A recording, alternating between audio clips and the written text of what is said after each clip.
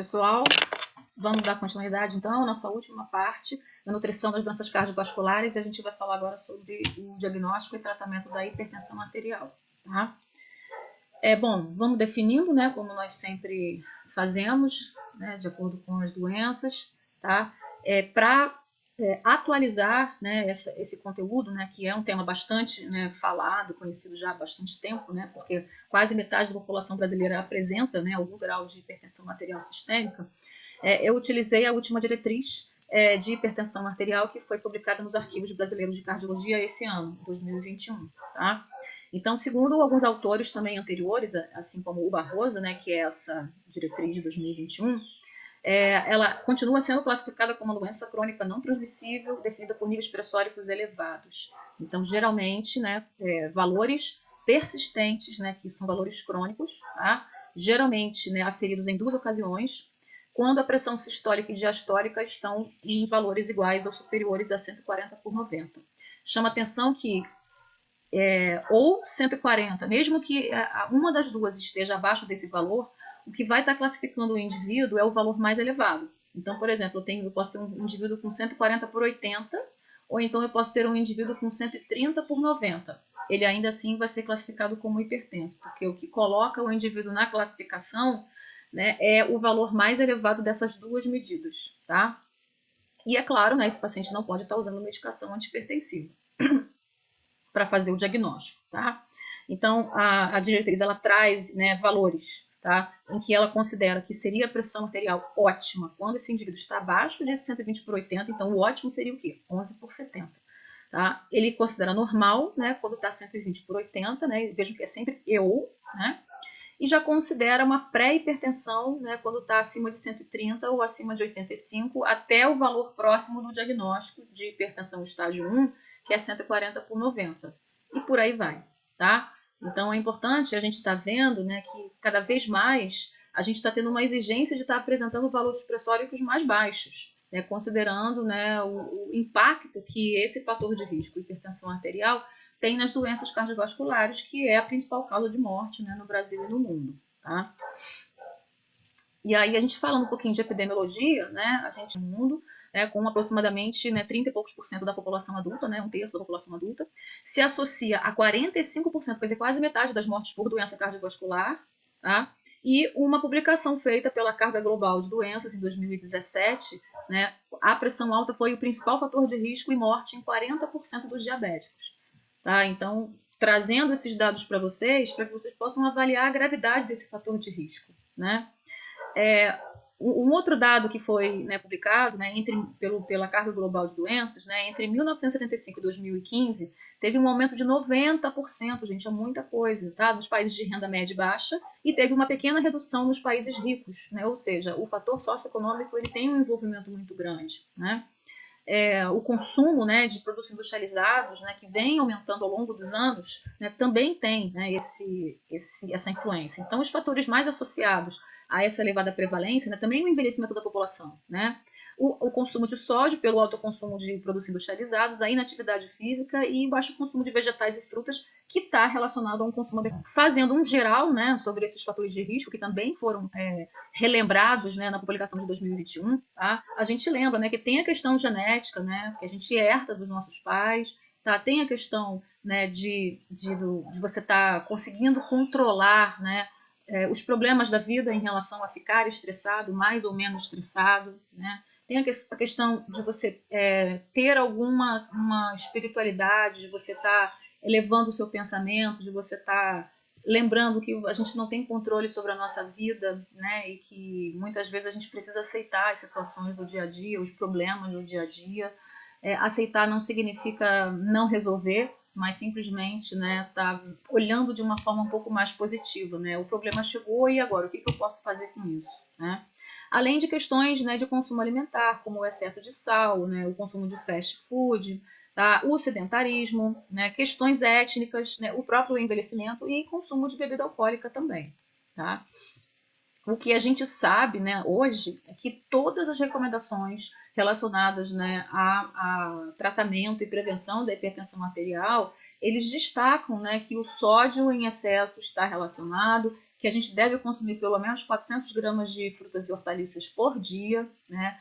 Os laticínios devem ser desnatados, tá? E a gente deve manter o nosso peso e a nossa circunferência da cintura, tá? Né, a dieta não saudável, tá? Ela tem considerado o principal fator para morte prematura e incapacidade. Então, isso é uma coisa que a gente tem que alertar os nossos pacientes, porque não é de uma hora para outra, é ao longo da vida. Tá? Se o paciente fizer isso durante uma grande parte da sua vida, não adianta quando ele começar a tomar os remédios para baixar a pressão, para baixar o colesterol, ele mudar achando que vai estar resolvendo, porque foi um processo que já começou há muito tempo. Por isso que a prevenção é muito importante. Então, o que a gente sabe hoje em relação ao sal é que mais do que 5 gramas de sódio por dia está relacionado ao aumento pressórico e maior prevalência de hipertensão arterial. Isso significa 12 gramas de sal. Né? E que a população brasileira tem feito esse consumo. A gente tem consumido o dobro, né, da recomendação. E a gente sabe que a recomendação, né, ideal seria 2 gramas ao dia, especialmente para idosos, para afrodescendentes, né, para indivíduos que têm uma filtração glomerular reduzida, que já indica um comprometimento da função renal. Isso significa 5 gramas de sal. Né? Então, como que a gente vai avaliar um paciente que tenha, né, o que a gente vai valorizar no processo de avaliação nutricional de um paciente que tem hipertensão arterial? A gente não pode deixar de fazer algumas medidas antropométricas, alguns exames bioquímicos essenciais, avaliar o consumo alimentar desse paciente, porque é a caixa preta do nutricionista, né? Avaliar medicamentos com seus devidos efeitos colaterais e avaliar o consumo de álcool. Isso é o mínimo que a gente deve fazer numa abordagem a um indivíduo com hipertensão arterial. Então, na antropometria, né, muitas publicações têm recomendado a gente pegar o mínimo, que seria o peso-altura para cálculo do IMC, e se a gente tiver, né, for uma abordagem individual, a gente calcular a circunferência da cintura. Porque o que acontece é que muitas vezes eu tenho um IMC que está dentro da faixa de normalidade, mas eu já começo a apresentar um acúmulo de gordura central. E a gente vai fazer a detecção mais precoce se a gente fizer essa medida antropométrica. Tá? Alguns estudos demonstram, né, que um IMC maior do que 40 triplica as chances, né, da necessidade de múltiplos fármacos para controle da pressão arterial. Tá? Então, isso é uma coisa da gente estar prestando atenção, né, a gravidade dessa obesidade, né, pelo IMC. Em relação a dados bioquímicos, né, o que eu recomendo, o que geralmente eu peço minimamente nos meus pacientes que têm hipertensão arterial, e a gente tem a recomendação também por algumas diretrizes, né, alguns guidelines, que seria o perfil lipídico, né, que a gente precisa estar avaliando, a glicemia de jejum, a taxa de filtração glomerular, né, que aí vai ser uma combinação, né, dessa creatinina no sangue e na urina, a própria creatinina sérica, o ácido úrico, sódio e potássio, né, algumas provas de função hepática, como o GGT, por exemplo, que para mim é o mais importante é o GGT, mas quando a gente pede, geralmente vem TGO e TGP também. PCR para a gente avaliar, né, o nível de inflamação desse sangue. A vitamina D, por conta, né, de ser a maioria dos pacientes que têm pressão arterial elevada são idosos, estão enclausurados, né, também por conta da pandemia. E a razão albumina creatinina, que é uma forma da gente estar avaliando também a função renal desse paciente. Tá? Bom, na avaliação do consumo, o que a gente tem que estar prestando atenção para estar investigando, né, nesse paciente?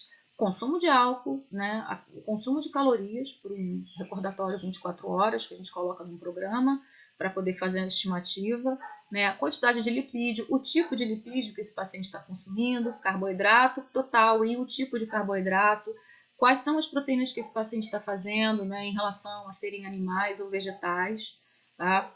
Qual é o tempero dessa comida para a gente estar avaliando o consumo de sódio, além do consumo de industrializados, quais são os produtos, leitura de rótulos, tá? Será que ele está fazendo o consumo adequado de frutas e vegetais para a gente avaliar o consumo de potássio? Né? Será que ele está fazendo um consumo adequado de cálcio, seja por fontes animais, como laticínios desnatados, como fontes vegetais, como sementes, vegetais verdes escuros, né, que têm bastante cálcio? Assim como o magnésio, que está presente em muitos cereais integrais, né, e vegetais verdes escuros e sementes. A vitamina D, que seria por exposição ao sol, que eu botei aqui consumo, mas na verdade a melhor fonte da vitamina D é a exposição ao sol. Né? A vitamina C, né, por consumo de frutas ácidas e vegetais crus, né, como folhas, tomates, né? E avaliar o consumo de processados. Então, é uma análise muito importante para a gente estar vendo qual seria o ponto frágil dessa alimentação, né, e aonde que a gente vai estar focando as nossas orientações. Avaliar medicamentos, né? Será que esse paciente está usando bloqueadores adrenérgicos, né? Se estiver usando, a gente precisa lembrar que eles têm uma influência em alguns sintomas que podem, inclusive, atrapalhar o consumo de alimentos, como uma xerostomia, por exemplo, como náuseas, aqui estou botando um N, como náuseas. Isso pode atrapalhar o consumo adequado de alimentos mais saudáveis, né? Assim como flatulência, então eu tenho muito comum uma queixa de flatulência por consumo de feijão. Então a gente precisa orientar, né, um pré-preparo do consumo de feijão para que ele fique menos flatulento. Geralmente eu oriento deixar 2 dias de molho, jogando água fora, tá? E fazendo a cocção com louro, com gengibre, né, que são substâncias que ajudam a eliminar, né, o excesso de gases dessa preparação. Tá? E lembrando que algumas alterações bioquímicas, gente, elas podem se relacionar ao consumo de medicamentos. Então, toda vez que vocês olharem, né, às vezes eu vejo assim, eu já tive paciente que falava, nossa, o meu ácido úrico está muito alto, eu vou parar de comer carne. E aí, quando eu vou ver, ele está usando 2 medicamentos que estão elevando o ácido úrico. Então, eu já tive paciente que eu pedi para retornar ao cardiologista para reavaliar esses medicamentos e o cardiologista ele conseguiu suspender a medicação e trocar por outras que não tinham tanta influência na elevação do ácido úrico. Tá? Então, é muito importante vocês estarem avaliando os medicamentos desses pacientes. Em relação, né, à queda do potássio, né, no sangue, tá? Seria uma hipocalemia, né, menos do que 3,5 mil equivalente, né, que seria uma análise, né, do exame bioquímico, a gente pode estar associando com alguns sintomas desse paciente. Um paciente que apresenta muita fraqueza, tá? Que vai ter valores de potássio muito mais baixos. Um paciente que tem, né, aquela sensação de arritmia. Tá? O paciente que apresenta hiperglicemia. Tá? Um paciente que tem, né, um baixíssimo consumo de potássio, ou então ele usa diuréticos que depletam exageradamente o potássio, tá? A gente pode encontrar essas alterações, esses sintomas, tá? E isso pode, inclusive, piorar, tá? A situação de pressão arterial. Por exemplo, o baixo consumo de potássio, quer dizer, a eliminação desse excesso de potássio pode levar a uma hipercalciúria, tá? E elevação do PTH, tá? Porque se eu vou ter baixos níveis de cálcio no meu sangue, eu vou estimular o paratormônio para estar, né, mobilizando o cálcio do osso e mantendo essa calcemia, ok? Então, a hipocalemia, né, baixos níveis de potássio no sangue, geralmente podem acontecer quando o paciente usa, né, diuréticos em longo prazo. Então, a gente tem que focar, né, estimular mais ainda, né, para aumentar o consumo de frutas e vegetais, porque são as melhores fontes, né, e além de sementes, né, que tem o potássio concentrado, são as melhores fontes desse mineral, tá? Eu tive uma situação de um paciente bastante idoso, né, que ele tinha insuficiência, já estava apresentando insuficiência cardíaca com mais de 80 anos, e ele estava sentindo uma fraqueza muito grande que ele não conseguia mais nem levantar da cama. Né?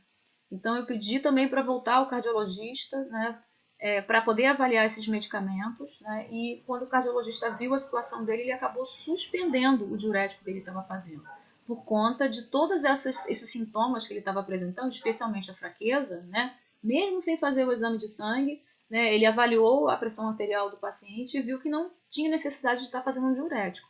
Então, gente, eu estou colocando isso para vocês, não é que a gente vai fazer prescrição de medicamento, mas a gente é profissional de saúde, a gente tem que estar atento a todos os sintomas, né, que o nosso paciente possa apresentar, tá? E aí a gente pede para retornar para o médico reavaliar, ok?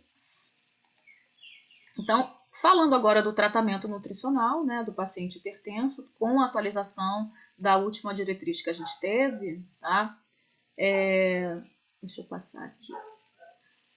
A gente tem, né, até hoje a valorização e a recomendação, né, da dieta DASH, que é uma dieta que surgiu na década de 90, né, e a cada diretriz, a cada atualização que a gente tem, a cada 1 ou 2 anos, a DASH ainda seria a melhor opção dentre todas as opções que a gente tem para o controle, né, e o tratamento da hipertensão arterial, né? Então, é um padrão dietético que tem um nível A de evidência, então todos os ensaios clínicos que utilizaram a DASH, eles apresentaram resultados positivos, ok?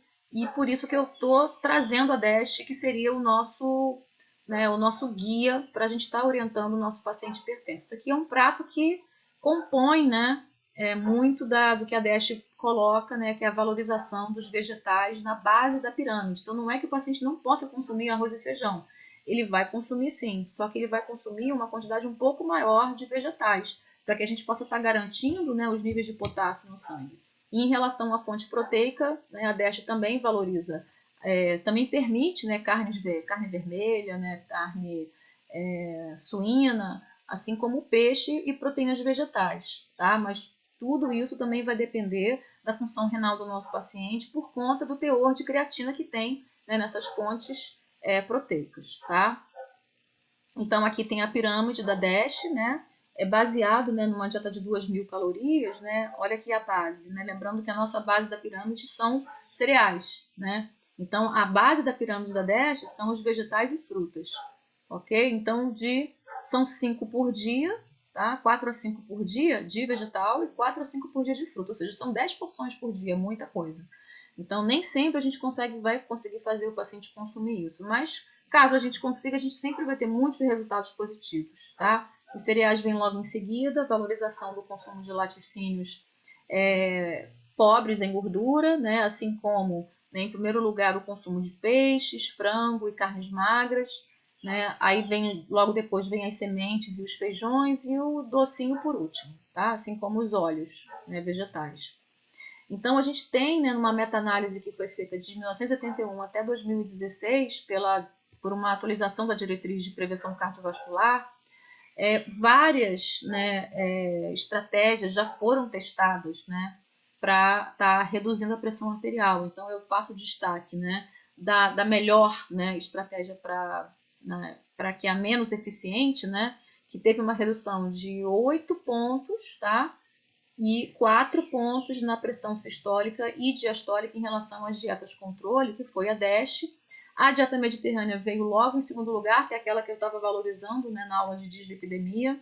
Mas dietas com baixo carboidrato também apresentaram resultados de redução da pressão arterial em alguns indivíduos, assim como a paleolítica, que a paleolítica, na verdade, ela valoriza o consumo de alimentos sem muito preparo, com ausência, né, de produtos processados, então acabou sendo interessante por conta disso. A hiperproteica, tá, por conta de gerar um emagrecimento no paciente, né, e com isso você melhora metabolicamente o sangue desse paciente, assim como dietas de baixo índice glicêmico e dieta hipossódica. Então, de todas essas que foram testadas, né, a DASH foi a que apresentou as maiores reduções, né, da pressão sistólica e da pressão diastólica, tá? Bom, passando aqui uma visão global, né, do tratamento nutricional, para que a gente possa estar promovendo, né, níveis normais de pressão arterial, seria realmente a gente estar estimulando o nosso paciente a fazer atividade física, ao emagrecimento, né, o consumo de proteínas, né, de baixo teor de gordura, especialmente a gordura saturada, tá? O estímulo ao consumo de proteínas vegetais, né, porque são menos inflamatórios, como eu havia falado na aula de dislipidemia, né, e o maior desafio que eu acho é o aumento do consumo de frutas e vegetais na quantidade que a DASH recomenda, né? Assim como, né, ele permite, né, o consumo de carnes vermelhas, de vinho e de doces, mas numa quantidade bem pequena. Então eu acho interessante porque você acaba não fazendo uma dieta tão radical, né? Porque um alimento adocicado todo mundo gosta, bebida alcoólica todo mundo gosta, carne vermelha muita gente gosta e o importante é a moderação, é o consumo moderado, tá? E o equilíbrio, né, do consumo desses alimentos com outros que são mais saudáveis. Então, vamos lá. Por que a gente tem que ter um grande consumo, né, de frutas e vegetais? Porque são os alimentos mais ricos, né, em potássio e em magnésio, tá? Além da vitamina C. Então, essa tríade aqui eu considero muito importante para que a gente possa estar conseguindo baixar os níveis pressóricos do nosso paciente. Então vamos ver, o potássio, ele é natriurético, né? Então ele elimina o natrium, que é o sódio, tá? Ele inibe a renina, tá? Ele reduz tromboxano, né? Então renina, angiotensina, aldosterona, né? É o que vai fazer a vasoconstricção, tá? E ele reduz tromboxano, que é um vasoconstrictor. Ele eleva calidin, que é um vasodilatador produzido no rim. Ele causa dilatação dos vasos renais, por isso que, por exemplo, come banana, toma suco de laranja, daqui a pouco dá aquela vontade rápida de ir no banheiro fazer um pipi, né? E aumenta a excreção de água, tá? Então, o consumo de potássio, gente, é uma das, assim, das evidências mais reforçadas que a gente tem ao longo das publicações de todas as diretrizes, tá? O magnésio, ele tem uma relação muito importante também, porque ele reduz a captação de cálcio pelas células musculares lisas, ele eleva também vasodilatadores, como a prostaglandina 12, ele reduz o tônus vascular e a contratilidade, justamente porque ele reduz essa captação de cálcio pelas células musculares lisas, tá? E a vitamina C também entra nesse combo, né, importante, porque reduz a formação de ânions de superóxido, aumenta o óxido nítrico, olha que eu estou falando de óxido nítrico desde as aulas anteriores, né? Além de ele ser um antioxidante, ele ativa a ação de outros antioxidantes e ajuda na restauração da função endotelial. Então, assim, uma dieta tem que ter quantidades adequadas desses 3 micronutrientes, tá? Vamos falar um pouquinho do cálcio, que também é importante, né? Presente em leites, né? Em laticínios e também em leites vegetais. Não vamos esquecer que muitos leites vegetais também são fontes de cálcio, assim como folhosos verdes escuros, assim como alguns peixes, tá? O cálcio também ele é natriurético, ele estimula a lipólise, então uma deficiência de cálcio compromete o metabolismo, né, das gorduras do nosso corpo, a gente vai ter mais lipogênese e menos lipólise, né? Evita a elevação do paratormônio, então vocês sabem que quando eu tenho uma hipocalcemia, como eu tinha falado no slide anterior, eu estimulo, né, a secreção do paratormônio, que vai fazer essa mobilização do cálcio para manter a calcemia, só que no meio do caminho, como efeito colateral, ele acaba aumentando, né, a vasoconstricção. E o que os artigos têm mostrado para a gente é que valores menores do que 600 mg ao dia eleva a pressão, leva a lipogênese, né? Mas a gente tem que ter muito cuidado com os suplementos, porque mais do que 1.000 mg por dia favorece a formação de cálculo, tá? Então vamos tentar sempre fazer pela alimentação, que seria a parte mais protetora. A vitamina D também é muito importante, porque além de estar deficiente, né, hoje na maioria dos pacientes que eu atendo desde que a pandemia começou, reduz o risco de mortalidade cardiovascular, né, os trabalhos têm trazido isso para a gente, inibe a proliferação do músculo liso cardiovascular, então com isso eu vou ter menos camadas, né, de células musculares, suprime calcificação vascular, né, e essa supressão, né, da calcificação vascular ela vai acontecer em associação à vitamina K2 e MK7, que vai trabalhar em conjunto com a vitamina D, tá? Inibe citocinas pró-inflamatórias, estimula citocinas anti-inflamatórias e regula o sistema renina, angiotensina, aldosterona. Então vejam também, né, a grande contribuição da vitamina D no controle, né, dos níveis pressóricos, tá? Vamos falar um pouquinho de fibras solúveis e viscosas. Então, eu tinha falado da beta-glucana e do psyllium na parte de dislipidemia e agora eu volto com as mesmas fibras, porque são as fibras que têm apresentado os melhores resultados nesse controle metabólico, tá? Então, a aveia, né, que tem a beta-glucana e o psyllium, são as que mais se destacaram. E quais são os grandes benefícios, né? A gente tem um retardo do esvaziamento gástrico, então com isso eu tenho um aumento da saciedade, eu tenho uma maior viscosidade desse quimo, e por ser mais viscoso, eu tenho uma redução da absorção da glicose e uma redução da resposta da insulina. Então, se eu tenho menores níveis de insulina no meu sangue, eu vou ter uma redução da reabsorção renal de sódio, porque o excesso de insulina acaba aumentando essa reabsorção renal de sódio, tá? E, consequentemente, eu vou ter uma menor ativação do sistema nervoso simpático, tá? Vou ter também uma redução do LDL, que quando ele está elevado, ele aumenta a expressão do receptor de angiotensina nas células musculares lisas, aumentando assim a vasoconstricção.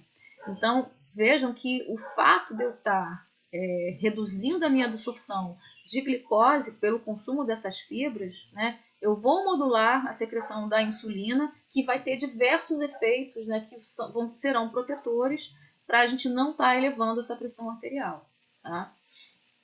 Bom, outro benefício, né, do consumo de fibras, né, que seria alimentar as nossas bactérias intestinais. Então, muitos estudos têm sido feitos, tá, com o consumo, né, de algumas cepas específicas, tá, ou via suplementação, né, e também, consequentemente, ao consumo de fibras, que seriam o Lactobacillus casei, os Streptococcus thermophilus, o Lactobacillus plantar, o Velticus e o Saccharomyces cerevisiae. Tá? Na verdade, é uma mistura, né, dessas bactérias, tá, com leveduras. Né? Então, esses micro-organismos, né, especificamente, eles têm sido associados à produção de peptídeos, né, de tripeptídeos bioativos, tá, que são chamados também de lactotripeptídeos, e que esses peptídeos eles têm uma atividade inibidora da enzima conversora da angiotensina. Tá? Então, é bem interessante esses resultados e a gente pode estar pensando em oferecer, né, essas cepas especificamente quando o paciente apresenta, né, também uma disbiose intestinal. Tá? Mas ao longo do tempo, a gente alimentando esse paciente com fibras adequadas, a gente pode fazer uma seleção também dessas bactérias no intestino. Tá? Bom, em relação à obesidade, gente, também é importante a gente pensar que esse paciente vai precisar de uma redução ponderal, porque quanto maior o IMC, maior a pressão arterial. Isso não tem, é uma relação muito direta e já comprovada, tá?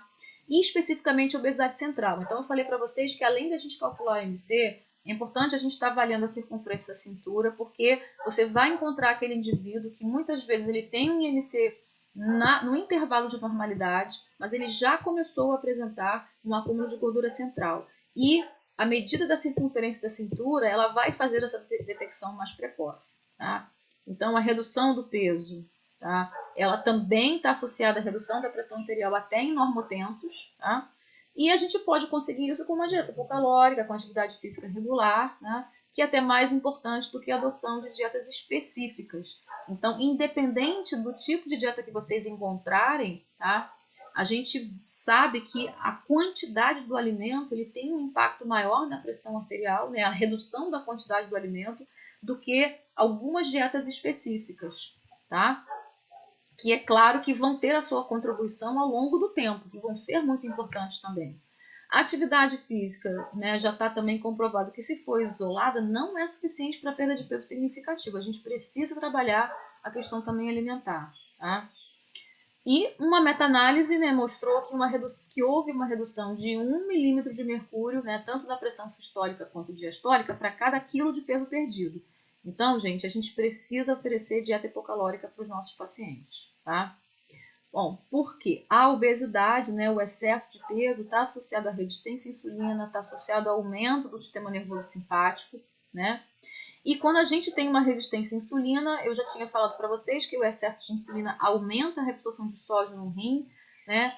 Esse excesso de peso que está relacionado ao aumento do sistema nervoso simpático também vai ter um aumento dessa vasoconstricção, tá? E ambas as situações podem levar a um aumento do débito cardíaco que eleva, né, os níveis pressóricos. Tá?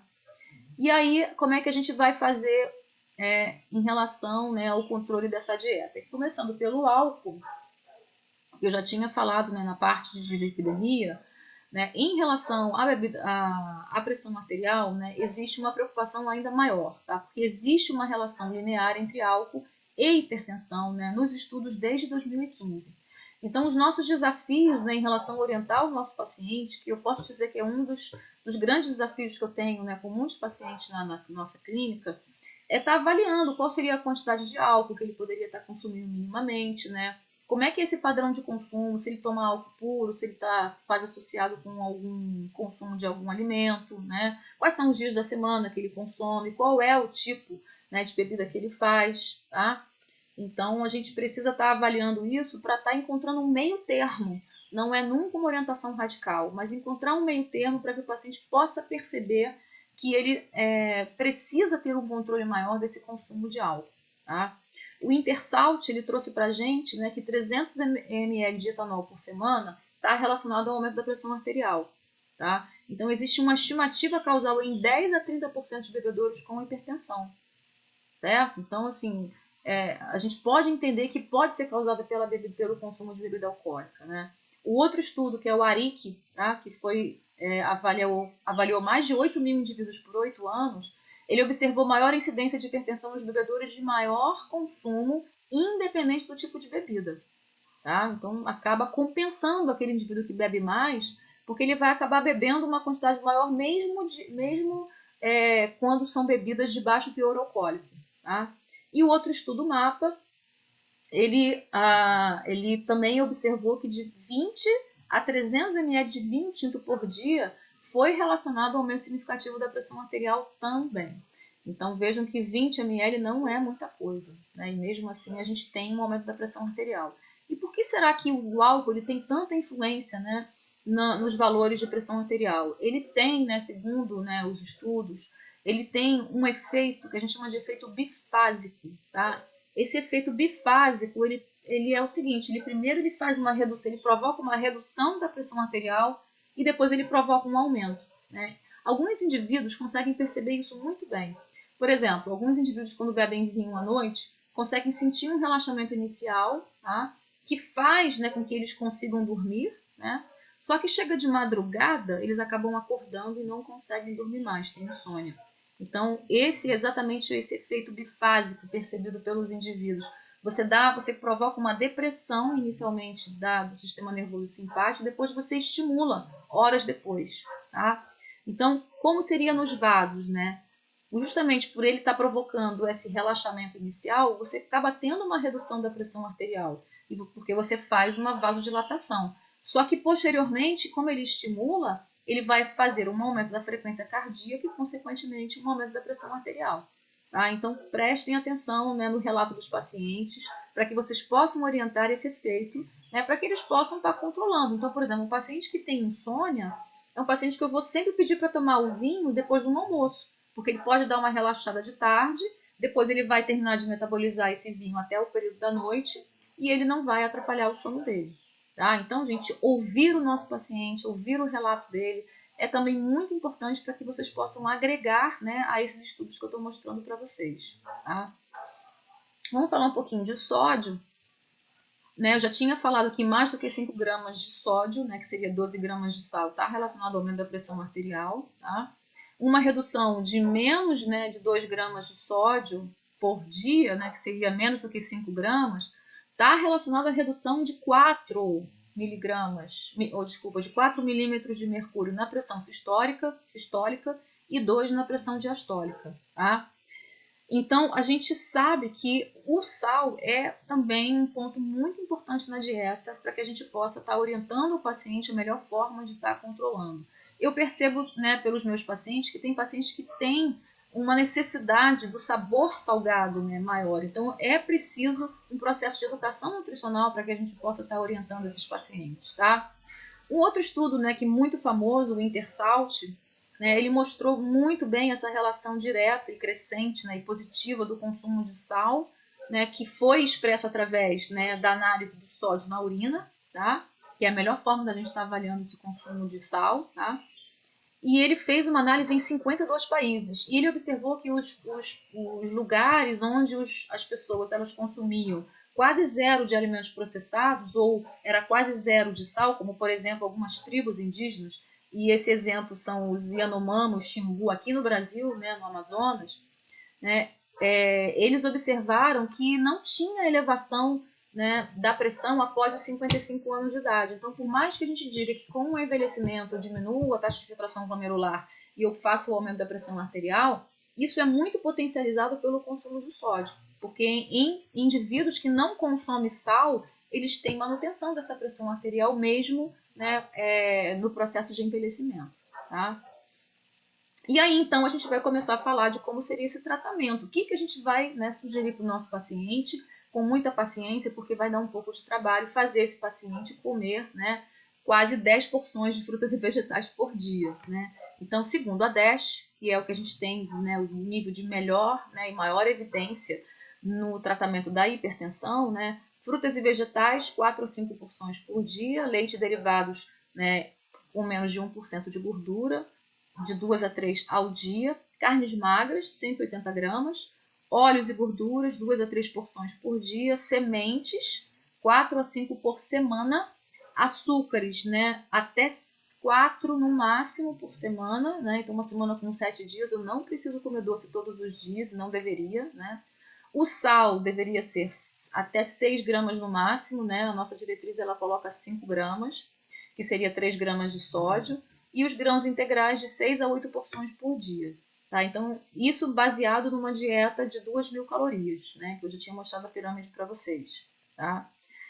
Isso aqui, gente, eu acabou não vindo aqui, mas está na diretriz, que é exatamente o que eu acabei de colocar, né, nesse slide anterior, que são as porções, tá? Que eu quis trazer o print aqui da diretriz. Tá? E agora a gente vai trabalhar o que seria uma porção, né? Lembrando, né, que a gente pode estar usando esse recurso da mão, do polegar, né, da palma da mão, das duas mãos juntas, para estar mostrando ao nosso paciente o que seria uma porção, se esse paciente tem dificuldade de trabalhar com medida caseira. Tá? Então, em relação a frutas e vegetais, né, a gente tem uma variedade de frutas e vegetais que a gente pode, durante a consulta de nutrição, identificar quais frutas e vegetais que o paciente gosta e pedir para repetir. Então, por exemplo, eu tenho um paciente que só come banana. Então, ele pode comer até 4 bananas por dia, né? E aos poucos a gente vai acrescentando mais uma fruta diferente ou uma fruta numa outra preparação, dentro de uma panqueca ou dentro de um bolo. A gente vai acrescentando outras preparações num processo bem lento de educação nutricional, assim como vegetais, né? Então, os pacientes que eu tenho, né, que um relato de dificuldade de estar consumindo vegetais, a gente procura estar oferecendo preparo de alguns alimentos e incorporar os vegetais de uma forma que ele fique um pouco mais discreto, tá? Então, por exemplo, eu gosto muito de colocar a cenoura ralada num arroz, né? Eu gosto muito de pegar uma massa tipo um nhoque, né, e cortar a abobrinha em cubos bem pequenininhos, o tomate em quadradinhos e misturar com esse nhoque, jogar um molho de tomate por cima, botar uma mussarela, né, que praticamente você vai comer junto e você não vai perceber muito a textura, ele vai ficar bem cozido, tá? Costumo, por exemplo, para massas, eu costumo pedir para fazer aquele molho branco com leite desnatado, né, e colocando o espinafre, ficaria um molho verde, né, para poder estar acrescentando no macarrão, tá? Então, tem muitas estratégias que a gente pode estar usando para estimular o consumo de vegetais do nosso paciente, tá? Dependendo da dificuldade de cada paciente, a gente faz as orientações específicas. Então, por exemplo, tem um paciente que está na correria, que não tem tempo. Então, eu sempre peço para estar escolhendo um dia, né, a cada 15 dias, para estar fazendo as compras no hortifruti e gastar pelo menos umas 2 horas no máximo no final de semana para estar deixando os alimentos todos picados, acondicionados em sacos plásticos e congelados.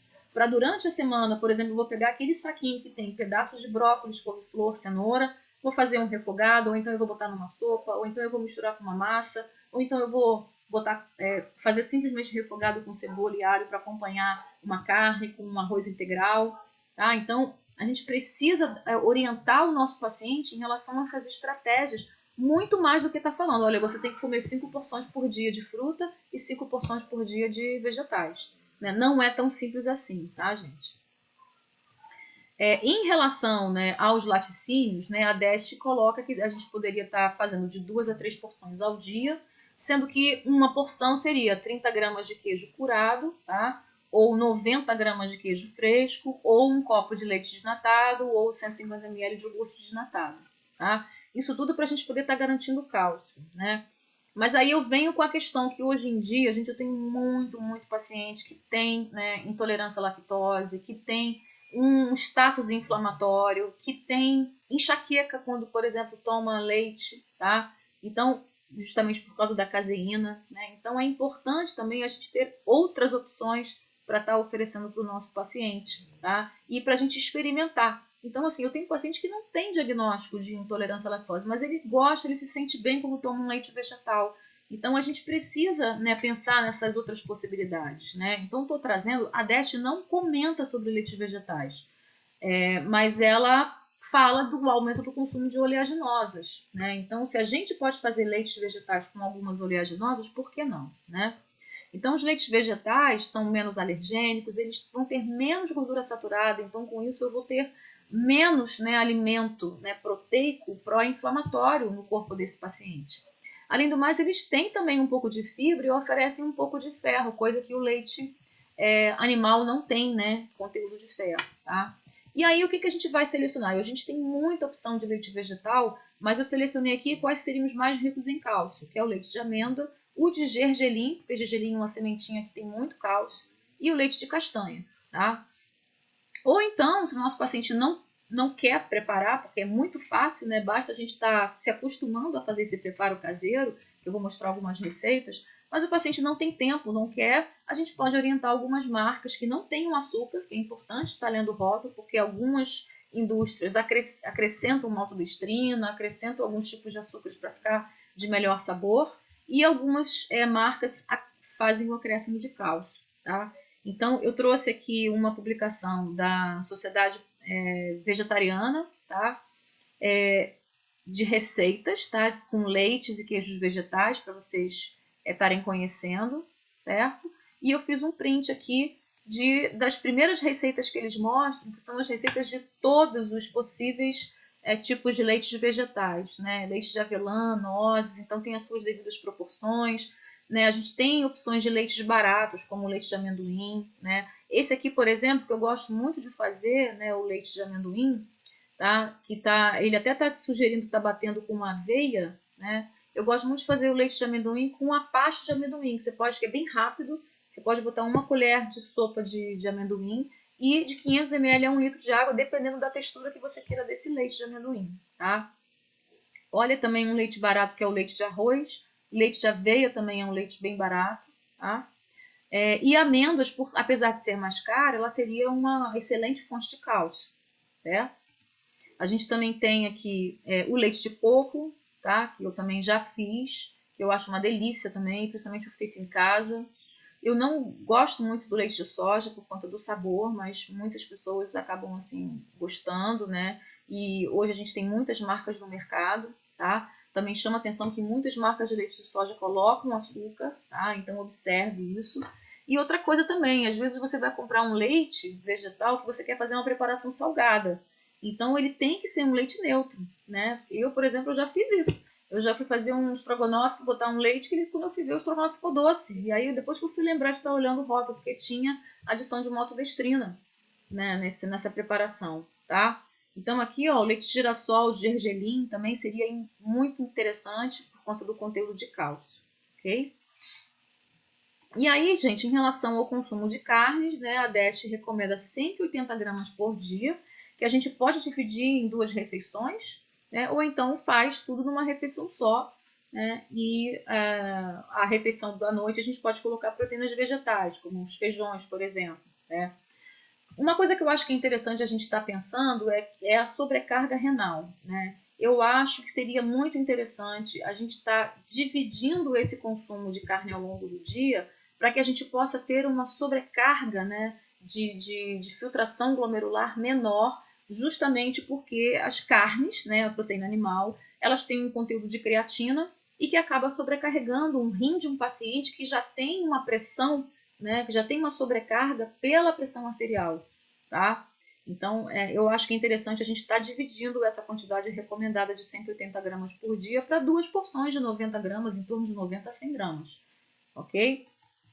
Então, a gente também pode estar pensando em ofertar peixes em maior quantidade por conta do conteúdo de cálcio, né? Lembrando que o cação, que é um peixe até mais barato, ele tem uma oferta de cálcio menor do que as outras fontes, tá? E uma coisa que eu acho que é muito importante, que eu oriento os meus pacientes quando já tem comprometimento renal, né, é a variedade dos tipos das carnes ao longo da semana. Então, lembrando, né, que quanto maior for a taxa de filtração glomerular após o consumo de cada uma dessas carnes, maior vai ser a sobrecarga renal. Então, por exemplo, quando eu como carne vermelha, eu levo 3 horas pós-consumo para poder eliminar toda a creatinina, né, formada, que foi degradada da creatina dessa carne, tá? Quando eu vou consumir o porco, também o valor é igual. Frango já são 2 horas, peixes 1 hora e meia, assim como ovos, e a proteína vegetal não faz elevação da taxa de filtração glomerular, porque ela não tem creatina. Então, mais um motivo para a gente estar pensando, né, em fontes mais vegetais para a gente estar oferecendo para esse paciente. E caso o paciente queira consumir fontes animais, a gente vai, por exemplo, colocar carne, consumo de carne uma vez por semana, 1 a 2 vezes por semana no máximo, né, o frango 3 vezes por semana, de 2 a 3 vezes por semana, e as outras fontes, como os peixes, os ovos, né, numa quantidade maior, tá? Bom, em relação às gorduras, né, a DESH recomenda 2 a 3 porções por dia. O que seria uma porção? Né, 1 colher de sopa de manteiga, 1 colher de sopa de azeite, 1/4 de abacate e 1 tira de bacon. Então, vamos lembrar, gente, que quando eu falei daqueles 5% de gordura saturada para quem tem dislipidemia, né, seria 1 colher de sopa de azeite, né, um pedaço de picanha e um pedaço de frango, né? Então, vamos lembrar que o fato de eu ter falado 2 a 3 porções, né, que a DESH recomenda, não quer dizer que você vai fazer 3 colheres de sopa de manteiga. Vamos procurar variar, né? Então, a gente vai usar a manteiga e vai usar em outro momento o azeite, em outro momento, né, até o abacate ou até pode ser o bacon, tá? Não vamos estar concentrando tudo numa fonte só, né? Consumo de oleaginosas, né? Que hoje em dia muita gente já consome, mas eu tenho muitos pacientes que também reclamam da questão financeira, porque tem muitas oleaginosas que são mais caras. Eu procuro até investir no consumo dos amendoins, né? Que são as oleaginosas mais baratas. E aí a gente vai estar estimulando o seu consumo, né? De pelo menos uma vez ao dia ou 4 a 5 vezes por semana, tá? Então eu costumo colocar muito nos lanches, né, misturado com fruta, seja sob a forma de pasta de amendoim, ou então uma paçoca feita em casa, tá? Ou então um mix de nozes, de nuts, né, que a gente fala, né, que vai ter um pouco de passa até, que vão ter castanhas. Então, geralmente esses mix são até mais baratos porque eles incorporam oleaginosas mais quebradas, né, que acabam sendo um pouco mais baratas do que as oleaginosas inteiras, tá? Então, vamos orientar o nosso paciente em relação ao que significa uma porção, né? A parte que eu mais gosto é, né, o que cabe na mão, que são aqueles 30 gramas, tá? Doces, né, gente? É aquilo. A DESH faz a recomendação, mas a gente tem que avaliar muito o nosso paciente, né? Se é um paciente que está com uma dislipidemia importante, ele tem uma hiperglicemia, né? A gente precisa realmente controlar o consumo desses adocicados. Mas eu reconheço que é melhor que a gente faça uma orientação do que dizer que ele não pode, porque senão ele vai fazer de uma forma totalmente descontrolada. Então, vamos orientar que ele faça um consumo de açúcares só quando ele perceber que ele não está conseguindo segurar essa vontade, né? Para mulheres, a gente tem aqueles momentos, né, no período da TPM, né, que a gente aumenta a necessidade de glicose, né, para produzir mais serotonina por conta dessa irritabilidade que vem, então vem a necessidade de estar consumindo mais doces, né? Então, a gente precisa orientar que 1 vez ao dia seria o equivalente a 1 colher de sopa de açúcar, ou 1 colher de sopa de geleia, tá? Ou meia xícara de gelatina. Ok? E aí, se a gente puder estar fazendo gelatinas mais naturais, se essa geleia conseguir ser geleia sem açúcar, né, já seria também um outro ganho a mais, né? Em relação aos cereais, 6 a 8 porções por dia, não é muita coisa, né? O que é uma porção? 4 colheres de sopa de arroz integral. Para uma dieta de 2.000 calorias, a gente fazendo seus devidos ajustes, você já consegue atingir essas 8 porções fácil. Porque a gente vai comer, por exemplo, arroz no almoço, no jantar, a gente pode comer o pão, né, no café da manhã e no lanche, né? Então, você fazendo isso, você já consegue atingir, né, as 8 porções desses cereais, né, ou de hortaliças C ao longo do dia, tá? Chama atenção que esses cereais sejam integrais, né, gente? Acho que agora a gente tem que reforçar isso, tá? Em relação ao sal, então, né, a DESH recomenda de 5 a 6 gramas, mas as nossas diretrizes nacionais, elas enfatizam que seria melhor 5 gramas de sal, que seria o equivalente, né, a 2.000 miligramas de sódio, tá? Então, a gente tem vários tipos de sal atualmente, né, que vai depender da questão financeira do nosso paciente, da curiosidade dele e da praticidade de estar preparando os alimentos que a gente vai estar orientando, tá? Lembrando que 80% do consumo de sal envolve, tá faltando um Lzinho aqui, envolve o sal contido nos alimentos processados, tá, gente? Então, a gente conseguindo controlar o consumo de processados, a gente não precisa ficar tão paranoico em relação, né, a esse sal que a gente vai estar, sim, orientando de adição, né, mas a gente já conseguindo controlar, né, a compra desses alimentos, a gente vai estar realmente controlando o problema já pela metade, né? Lembrando, né, que as últimas pesquisas de orçamento familiar, tá, elas demonstraram, né, que o verdinho aqui é o mais recente, que teve um baixo, né, uma redução do consumo de cereais, né, leguminosas e oleaginosas. Muita gente querendo emagrecer acaba cortando o arroz com feijão. Isso é o pior erro que a gente possa estar fazendo, né? Porque ninguém consegue estar mantendo um controle muito baixo de carboidrato por muito tempo. Então você acaba exagerando depois no consumo de alimentos adocicados, porque o corpo fica pedindo cada vez mais, né, com mais avidez, um consumo rápido, né, de carboidrato. Tá? Féculas, massas e farinhas também caíram, né? Os açúcares também derivados acabaram caindo também, tá? Teve um discreto aumento no consumo de legumes e frutas, que eu acho que isso é uma coisa que eu já vejo uma luz no fim do túnel, que isso é uma coisa boa, tá? Teve uma redução do consumo de carnes, né? Um aumento de aves e ovos, provavelmente por questões financeiras mesmo, né?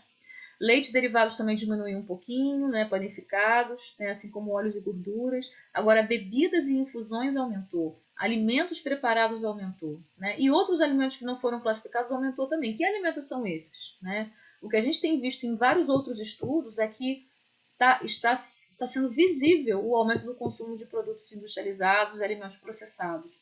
Porque cada vez menos as pessoas estão dentro de casa, cada vez menos as pessoas querem ter trabalho, né, com o preparo dos alimentos. Então a gente tem que começar a fazer um movimento inverso, né, resgatando, né, esses hábitos, né, que os nossos avós faziam, né, de fazer comida de verdade, fazer comida em casa, né?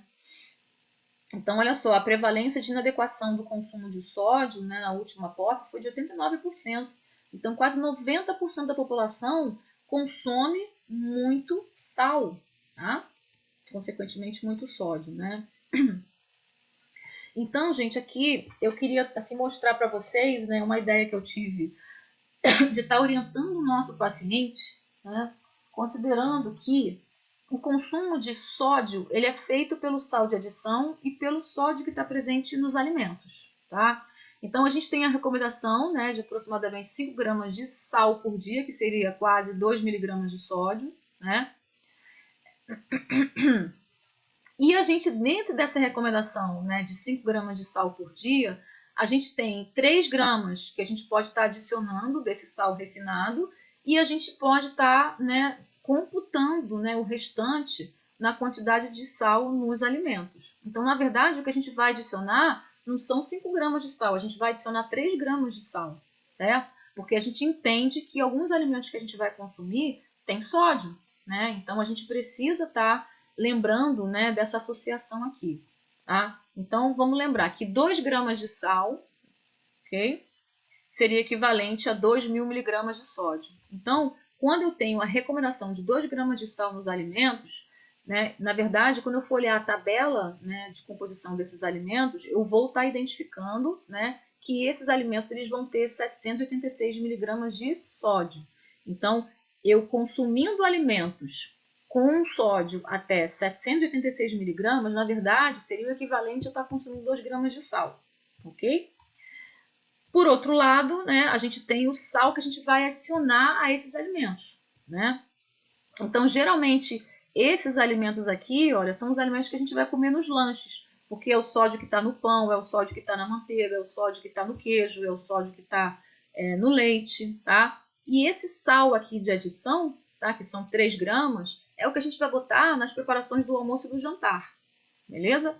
Então, vamos ver como é que isso fica, tá? 5 gramas de sal, então, seria uma colher de chá, mas na verdade a gente vai botar bem menos do que isso, lembrando, né, que a gente vai botar 3 gramas de sal, né, porque os outros 2 gramas a gente vai estar considerando que estariam nos alimentos, né. Deixa eu me jogar para cá. Então, como é que a gente faria no preparo dos alimentos, considerando, né, que a gente está consumindo, né, 3 gramas, né, que a gente vai adicionar 3 gramas de sal. Bom, se eu tenho, né, o direito, né, pela recomendação de 5 gramas por dia, 2 gramas pelos alimentos e 3 gramas de adição. E se eu vou utilizar esse sal para o preparo dos alimentos, que geralmente são alimentos que eu vou consumir no almoço e no jantar, então eu pego esses 3 gramas e eu vou dividir ao meio. Né? Eu vou botar 1,5 grama para o preparo do almoço e 1,5 grama para o preparo do jantar. É claro que a gente vai fazer tudo junto, mas eu preciso dividir isso na minha cabeça. Né? Então, 1,5 grama de sal, que seria cloreto de sódio, no almoço e no jantar, na verdade, como significa esse sal na panela? Né? Então, para que eu tenha 100 gramas, por exemplo, de arroz cozido no meu prato, né, e para que eu tenha 100 gramas de feijão cozido, que é mais ou menos a quantidade que eu coloco num prato, né, 50 gramas de carne, pode ser até mais, 100 gramas de hortaliça B, tá? Uma cenoura, uma abóbora, um quiabo. Então, eu dividi esse 1,5 gramas, tá? Para 1 grama para carne, porque a preparação com proteína ela tem que ter mais sabor, né, porque é o carro-chefe, né, do prato. E eu distribuí uma quantidade menor para o arroz, para o feijão e para a hortaliça B. Então, tudo isso aqui, gente, dá 1,5 grama. Oi, meu Deus. Tudo isso aqui dá 1,5 grama, tá? Agora, vamos ver. Para que eu tenha isso no prato, como é que eu tenho que preparar esse alimento? Então, 100 gramas de arroz cozido é igual a uma xícara, tá? 200 gramas de arroz cru, certo? Eu vou fazer na panela, eu vou botar pelo menos uma xícara de arroz cru, que vai me dar, como ele dobra, ele vai me dar 400 gramas de arroz cozido, tá? E como eu botei 0,15 para cada 100 gramas, eu vou pegar 0,15 e vou multiplicar por 4, porque são 400 gramas, tá? E com isso eu vou ter 0,6 gramas de sal, que seria o equivalente a uma colher de café rasa. Então, quando eu for preparar, né, uma xícara de arroz cru, eu vou botar até uma colher de café rasa de sal, ok? E quando, assim, uma coisa interessante, quando eu vou orientar os pacientes em relação a isso, muitos comentam que eles colocam até menos do que esse cálculo aqui, tá? Isso aqui é interessante, gente, para que a gente possa ver que realmente a participação do sódio na dieta dos indivíduos é mais pelo consumo de biscoitos salgados, de hambúrguer, de batata frita, né, comprado, né, nessas lojas de fast food, do que realmente o que a gente prepara dentro de casa. Né? Então, realmente, a gente precisa estimular que o paciente consuma menos produto industrializado. Tá? E esse mesmo raciocínio, então, a gente vai seguindo para todas as outras preparações, de tal forma que se eu comer isso daqui com essa quantidade de sal adicionada no preparo, né, no almoço e no jantar, eu já fecho os meus 3 gramas de adição de sal por dia. Né? Bom, eu tenho recomendação de 5 gramas, então o restante, né, que são esses 2 gramas, seria proveniente do próprio alimento, que eu vou comer em outras refeições, tá? Então aqui a gente pode também usar tampinha de caneta, né? Cada tampinha seria 1 grama de sal, tá? Então a gente estaria fazendo adição de 3 tampinhas no dia, né, total. Lembrando que 2 tampinhas seria o sódio que está presente nos alimentos, né? E aí, quais são os alimentos que a gente vai se preocupar para estar valendo o sódio? Né? São os alimentos que a gente come fora do almoço e do jantar, né?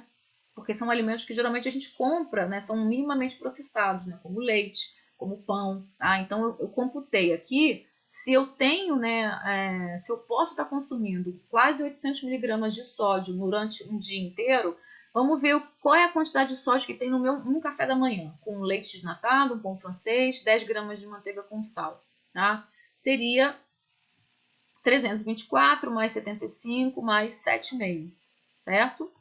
Então, a gente fazendo essa continha aqui, praticamente dá uns 400, dá uns 407, 410 mais ou menos, tá? Que seria metade do que eu posso estar consumindo ao longo de um dia inteiro, né?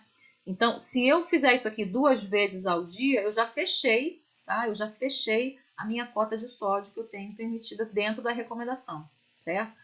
E aí, a pessoa come só pão com manteiga, pão com margarina, ela geralmente vai botar uma mortadela, vai botar um presunto, vai botar peito de peru, um pedaço de queijo, né? Eu não estou computando nada disso, para que vocês possam ver como a gente extrapola fácil, né, essa recomendação de sódio pelos alimentos. E aqui eu queria mostrar, então, como é fácil a gente extrapolar, né? Uma simples creme cracker com um copo de leite com requeijão, eu já faço 627 miligramas de sódio. Lembrando que a recomendação ela é 786, né? Quando eu faço um almoço, olha, arroz, feijão, umas carnes processadas, tipo nuggets, né? E um pouquinho de ervilha, tá? Se eu botar aqui, ó, um refrigerante, eu já estou fazendo 1.700 miligramas de sódio aqui, só nessa refeição, tá? E se eu comer à tarde um pão com mortadela e queijo, tomar um refrigerante, botar aquele ketchup e mostarda, eu já estou fazendo 1.236 miligramas de sódio, tá, gente? Então vejam como isso é preocupante. Somando tudo, eu vou fazer, então, 3.602 miligramas de sódio só pela escolha dos alimentos, tá? Então a gente extrapola demais. É muito fácil passar quando eu estou usando que isso aqui é alimento processado, isso aqui é processado, isso aqui é processado, isso é processado e isso é processado. Então o segredo está em cortar esses processados ou minimizar, pelo menos, tá? Aquele esquema que eu mostrei para vocês, aquele cálculo, né, nós fizemos uma tabelinha para os nossos pacientes, tá? E a gente extrapolou, então, né, essa quantidade de sal, né, segundo a quantidade de arroz, de feijão e de carne, para óleo também, para que o paciente pudesse ter o controle da quantidade de óleo que ele vai botar. Então, são dois pontos muito importantes no preparo dos alimentos, tá? Nós fazemos também, né, cardápios, né? Então eu dou uma sugestão de cardápio para o paciente, né? Quando a gente faz o cálculo da dieta, a gente faz, né, a sugestão da quantidade adequada, né, para cada alimento, e a gente faz a escolha de alimentos que são ricos em potássio, que são ricos em magnésio, né? A gente procura estar substituindo um pouco os pães processados, como pão francês, pão de forma, por hortaliças secas, como por exemplo uma mandioca cozida com azeite, né? Porque aí você não vai ter adição de sódio, tá? A gente procura inserir, né, gorduras monoinsaturadas, carnes mais magras, como o patinho, né? O arroz parbolizado, na verdade, é uma tentativa da gente estar colocando um arroz deixa eu passar aqui a moto, um arroz que ele não é tão pobre quanto o arroz branco, mas ele não tem tanta fibra, ele não é de difícil mastigação como um arroz integral, né? Mas é um arroz que tem mais nutrientes, tá? Mas veja que a gente também coloca o arroz integral, né? À noite a gente já prioriza um suco de maracujá, que já é calmante, né? A oferta do consumo de peixe à noite também, considerando o consumo de cálcio da sardinha, tá? Então a gente tem algumas escolhas assim de alguns alimentos-chave que são interessantes para estar oferecendo todos aqueles nutrientes que eu falei para vocês: magnésio, potássio, vitamina C e cálcio, tá? Recentemente eu fiz considerando, né, que os meus pacientes têm tanta dificuldade de estar planejando o cardápio, né? Então recentemente eu fiz um documento para ajudar nossos pacientes nesse planejamento dos cardápios, né? Então eu coloco aqui como devem ser os pratos, aí eu faço uma introdução, né, que tem uma regrinha básica, principalmente para o almoço e jantar, né, que a gente tem que reservar uma base, né? Então o arroz, o feijão, por exemplo, o quinoa ou o grão de bico, uma proteína, carnes e frango podem ser preparados em várias receitas e uma salada de folhas e legumes. Então a base é essa, tá? Massas também são ótimas pedidas para dias mais preguiçosos, exigem menos acompanhamento e podem ser feitas em grande quantidade para comer no dia seguinte. Então é para aquele paciente que não tem tempo de preparar o alimento que eu estou tentando resgatar esse hábito na vida dele, né? E aqui eu mostro então como seria a composição de pratos saudáveis para carnívoros e para vegetarianos e veganos, né? Mostrando aquela coisa da metade do prato de vegetais e a outra metade do arroz, do feijão e da carne, ou do arroz e das leguminosas, de uma forma geral, tá? E aí aqui eu coloco, né? Esse documento tem 5 folhas, eu dei sugestão de pelo menos 5 tipos de cardápios diferentes. Eu tenho o cardápio vegano, tenho o cardápio vegetariano, mas eu comecei com esse cardápio prático, que é aquele basicão, né? Então, por exemplo, a segunda e na terça, o paciente vai, depois que ele foi no hortifruti, ele vai comer os vegetais que vão estragar fácil, que ele não pode congelar, que é tipo o alface, tomate, tá? Já na quarta e na quinta, que ele vai comer a mesma coisa 2 dias seguidos, né? Isso aí, quem não tem tanta exigência, né, poderia estar fazendo isso, para poder facilitar a vida, né? Estaria fazendo uma salada de rúcula com cenoura ralada, tá? Depois ele pode estar fazendo alimentos que duram mais tempo, como batata, como cenoura, ovo cozido, tá? E depois ele pode estar fazendo até ter um dia que ele vai estar fazendo uma couve refogada, que é aquela couve que no domingo, por exemplo, ele já chegou do hortifruti, ele vai cortar essa couve toda, botar num saquinho e congelar. De tal forma que quando chegar uma semana depois ou 2 semanas depois, essa couve não vai estar amarelada, né? Então, infelizmente, o alface a gente não consegue congelar. Mas tudo que a gente conseguir congelar, como espinafre, como couve, né, como folhas desses vegetais, tipo brócolis, couve-flor, até da cenoura, pode congelar e a gente vai acrescentando em várias preparações, como o arroz, como o macarrão, né? Então, são formas a gente está sempre incorporando algum vegetal no preparo dos alimentos, tá? E aqui depois eu trago uma lista dos ingredientes para poder facilitar a compra daquela semana. Ou então o paciente pode, inclusive, fazer isso para 2 semanas. Ele não vai enjoar se ele comer isso aqui a cada 2 dias durante 15 dias, tá? Então, assim, são sugestões, né, gente, que eu estou testando e vai ser com o feedback dos pacientes que a gente vai avaliar se está dando certo, né? Aqui, essas opções de sal, que tem tudo isso no mercado, né? Eu gosto mais de trabalhar com sal refinado, né? Que ele é o mais comum, ele é o mais simples. Eu prefiro ter o controle do consumo dele do que ficar, por exemplo, sugerindo para o paciente comprar um sal rosa, que é mais caro, e que não salga, né, na intensidade que o sal refinado, e ele acaba tendo que botar uma quantidade maior. Então, eu não sei como é que, né, vai ser essa quantidade, tá? Então, vamos lembrar dessas questões também. O sal light também, que é um sal muito suave, quando o paciente adiciona uma quantidade maior para poder conseguir gosto na alimentação, né, ele pode tornar esse preparo um pouco amargo, então pode ser que não fique também agradável. Então eu vou pelo caminho um pouco mais tranquilo e mais fácil para o nosso paciente, que é trabalhar com o que a gente já tem, sem ficar inventando muita coisa diferente, tá? Embora eu goste de muitas inovações, tá, gente? Vamos falar então, para finalizar, o suplemento, né? Como seria a suplementação. O que a gente tem de evidência, né, nas últimas diretrizes, né, foi para suplementos que são potássio, vitamina C, esses peptídeos bioativos, tá? Por exemplo, pelo suplemento dos lactobacilos, que eu havia falado, né? O consumo de alho, tá? Fibras dietéticas, sementes de linhaça, chocolate amargo, soja e nitratos orgânicos e ômega 3. Então, para todos esses elementos, a gente tem comprovação de vários ensaios que utilizaram uma quantidade maior, por exemplo, de linhaça, uma quantidade maior de chocolate amargo, os nitratos com suco da beterraba, né? E a suplementação com ômega 3, todos eles tiveram resultados interessantes na redução das pressões, pressão sistólica e pressão diastólica, tá? Então, aqui está a tabela com todos, aqui com nível de evidência A, né? A tabela com todos esses que eu falei anteriormente, a quantidade que foi oferecida, tá? E a quantidade, né, o quanto que a gente conseguiu reduzir, né, das pressões sistólica e diastólica, tá? Então, isso aqui tudo tá para vocês darem uma olhadinha, ó, ômega 3, 3 a 4 gramas, tá? Que a gente já tinha falado na hipertrigliceridemia. O chocolate amargo, né? E quando eu falo amargo é acima de 70%, não é acima de 40%, tá? E por aí vai, tá? Então eu trouxe para que vocês possam ter uma ideia da quantidade que vocês vão estar prescrevendo, né, de suplementos por dia, tá? E acho que fica interessante. Outros suplementos que eu gosto também de usar na minha prática, tá, gente? Que além desses eu uso esses outros que eu acho que complementam, né? Embora a gente não tenha ainda evidência científica de diretriz, mas já tem várias publicações que trouxeram muitos resultados interessantes e eu acho que a gente tem que começar a experimentar, porque assim, sem efeitos colaterais mínimos, né? Então a gente precisa estar testando também em combinação com outros que já são, né, já tem a sua eficácia comprovada, tá? Que são os aminoácidos, né, arginina e citrulina, tá?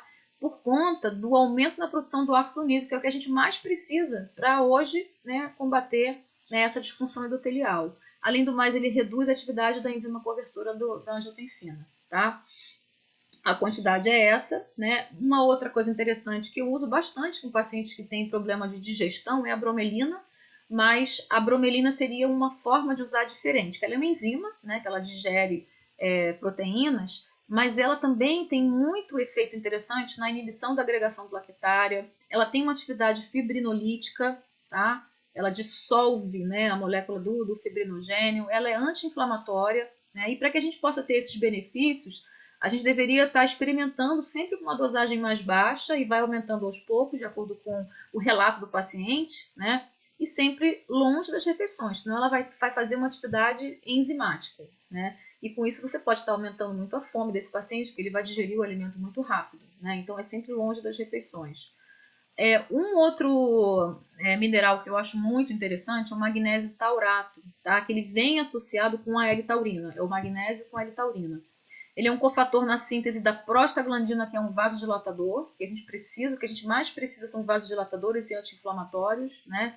E junto com a L-taurina, ele vai aumentar a excreção celular de sódio, de água, vai regular a entrada de cálcio nas células musculares lisas, tá? E a recomendação é 1,4 grama ao dia, que vai oferecer, além da L-taurina, 100 miligramas de magnésio, que já seria o suficiente para estar tendo esse efeito, tá? E finalmente a vitamina K, K2-MK7, que geralmente eu faço na suplementação combinada com vitamina D, tá? E vitamina A e vitamina E. É um combo que eu faço de vitamina D para poder facilitar a absorção da vitamina e a metabolização, e justamente para que esse cálcio que vai ser absorvido e esse cálcio que está circulando no corpo do nosso paciente, ele não vai ter uma facilidade de estar entrando, né, junto com as placas de ateroma para calcificar. Então, a vitamina K ela vai inibir a calcificação das artérias. Ela vai fazer com que os nossos tecidos eles não fiquem muito calcificados, tá? Por conta do excesso de cálcio, né? Ou então por conta dessa disfunção endotelial que acaba atraindo cálcio, né, para poder estar formando essas placas de ateroma. A recomendação é de 40 microgramas a 300 microgramas, né? Sempre fiquem atentos, né, à unidade, tá, gente? Porque isso é muito importante, tá? E aqui eu trago, então, um exemplo de uma prescrição que eu fiz para uma paciente minha de 73 anos. Ela estava muito estressada, ela é hipertensa, ela tinha hipotireoidismo, né? Então, assim, a gente tem fórmula para hipertensão, mas não é bem assim. A gente precisa adaptar para o paciente, né? Então, aqui, como ela estava com deficiência de vitamina D, já era idosa, hipertensa, então eu garanti esse combo da vitamina D com a vitamina A e K e a E, tá? Ela estava muito estressada, estava com insônia, então eu passei um aminoácido que ele é relaxante, né, como a itianina e o 5-hidroxitriptofano, que ajuda na formação da serotonina, tá? E passei uma fórmula de, basicamente, né, complexo B com magnésio taurato para promover também um relaxamento e ela conseguir dormir, né, e com isso a gente diminuir os níveis de pressão arterial dela, tá? Então, a paciente que já retornou para mim e ela já sentiu os resultados, ela já estava dormindo melhor, né? E eu tenho muita experiência assim, interessante com essas formulazinhas de vitaminas do complexo B, com magnésio, né, com alguns fitoterápicos, né, até em pacientes que usam Rivotril, gente. Então tem muita gente que até deixa de usar Rivotril e consegue se adaptar, né, a essas fórmulas que eu faço para relaxar, para sono. Então é nutrição, né, gente? É nutrição que está ajudando o nosso paciente. Bom, gente, então eu finalizo a nossa parte 4. Espero que vocês tenham aproveitado. Me desculpe, né, a canseira de tanto conteúdo, mas é tanta coisa importante. Eu tenho tanta experiência assim, na abordagem desses pacientes que eu quero trazer muita coisa para vocês também. Tá? E eu finalizo aqui a nossa etapa aqui, né, com muita gratidão no coração e esperando aqui o nosso próximo encontro síncrono para a gente tirar as dúvidas dessa aula e para a gente estar discutindo o nosso caso clínico, que vai ser a última atividade do dia, tá? Foi um grande prazer, né? Estou à disposição. Eu tenho aqui o meu e-mail, tá? Eu tenho um canal no YouTube onde eu posto muitas aulas que eu fiz durante a pandemia, que meus alunos, né, como eles não estavam com aula presencial, eu acabei preparando muitos vídeos de revisão e tem aula sobre interpretação de hemograma, tem aula sobre doença cardiovascular, tá? Tem aula sobre várias análises bioquímicas, tá? Tem algumas palestras que eu falei sobre Covid e obesidade também. Então, quem tiver curiosidade, vejam lá. O meu Instagram, gente, na pandemia eu mudei, né, o meu Instagram que era pessoal. Então, eu vou deixar aqui verbalmente, que eu esqueci de estar mudando aqui no slide. Ele agora é Nutri Leila Leão, tá? Esse aqui é o antigo, não existe mais. Ele agora é Nutri Leila Leão. É o meu Instagram profissional, porque eu abri um Instagram pessoal para poder estar dividindo essas coisas, né, profissionais e pessoais, tá bom? Então, lá no meu Instagram pessoal, eu também tenho algumas coisas pessoais que eu deixo no profissional, quer dizer, tem algumas coisas pessoais que eu não excluí, mas eu acabei colocando muitas coisas de receita, de vídeos, né, de modo de preparo, algumas informações sobre conteúdo nutricional, né? Então, assim, não é um perfeito, mas foi o melhor que eu pude fazer durante esse período, considerando, né, a grande quantidade de atividades que nós tivemos que fazer, muitos aprendizados, né? Nunca pensei que eu poderia estar aprendendo a estar preparando uma videoaula. Então agora a gente com certeza a gente está, né, a gente antecipou esse avanço tecnológico aí, que foi uma coisa boa da pandemia, para que a gente possa estar atingindo, né, um número maior de pessoas. Tá? Então, foi um prazer e até o nosso próximo encontro. Até lá. Tchau, tchau.